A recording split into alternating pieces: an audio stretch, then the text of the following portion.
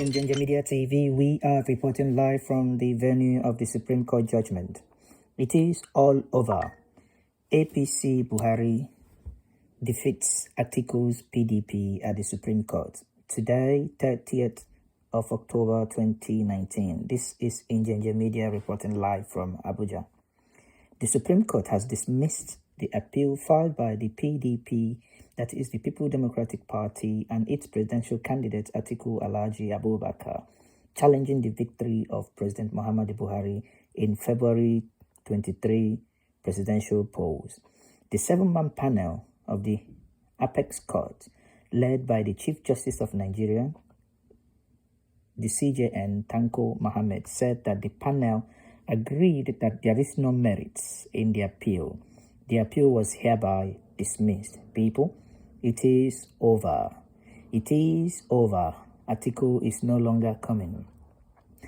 Mr. Tanko, as you all know, is the aeroplane-driving CJN.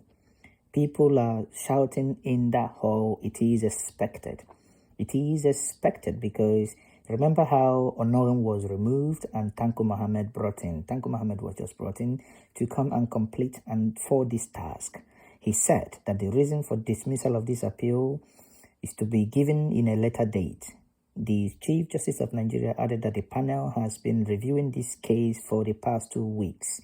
As we speak today, the 30th of October 2019, Atiku is not in Nigeria and Buhari is not in Nigeria. What an irony. The P2B was the one who was seen and we shook hands with him. He was in high spirit, but you can see from the pictures when the verdict was announced, his mood went down. You can see Ben Murray Bruce and you can see Reno Omokri. However, in the same vein, Buhari is not in Nigeria. Buhari is in Saudi Arabia. It is very instructive that the president and the one who is challenging the president, none of them deemed it fit to be in Nigeria in this day.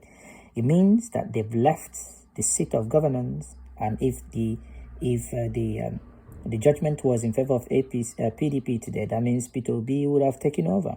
What does that mean? This means a very significant issue here. It means, and it clearly shows, that the two vice presidents, P2B or Yemi Osibanjo, are much better than their principals.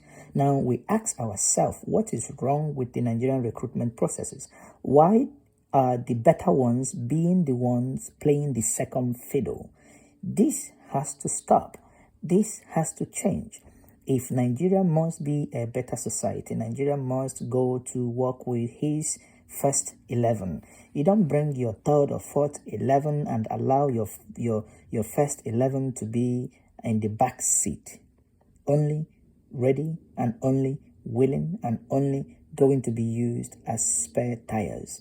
Once more, this is Ginger Media Channel reporting live from Abuja.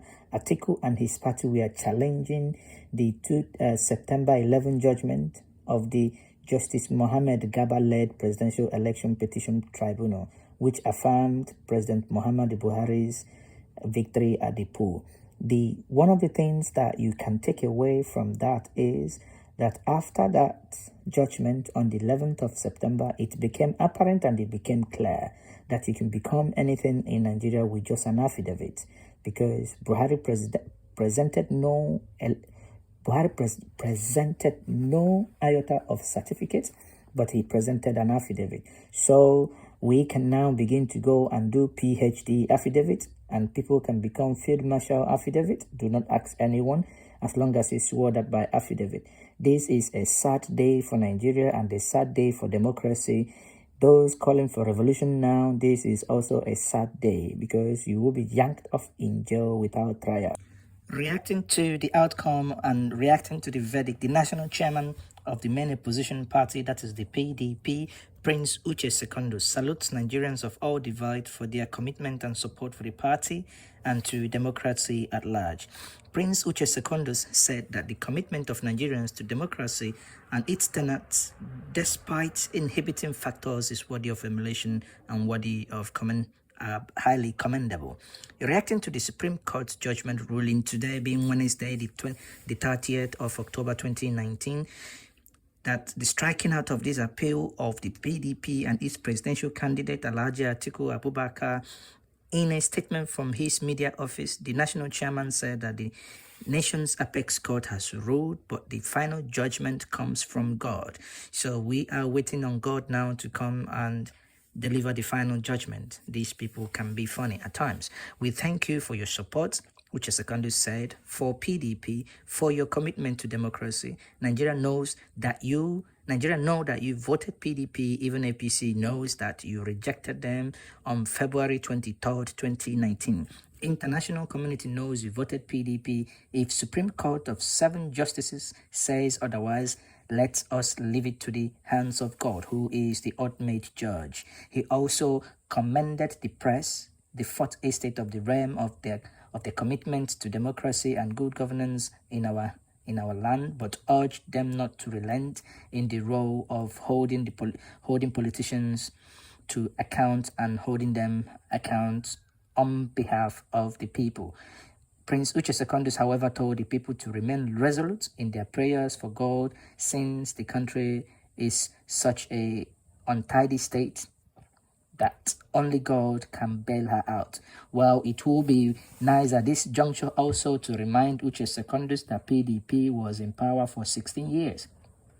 Had PDP put in place the OS, all the electoral reforms that's been happening, they would not be in this mess. Had PDP implemented full electronic voting, that means that people can vote as if they are going to the ATM.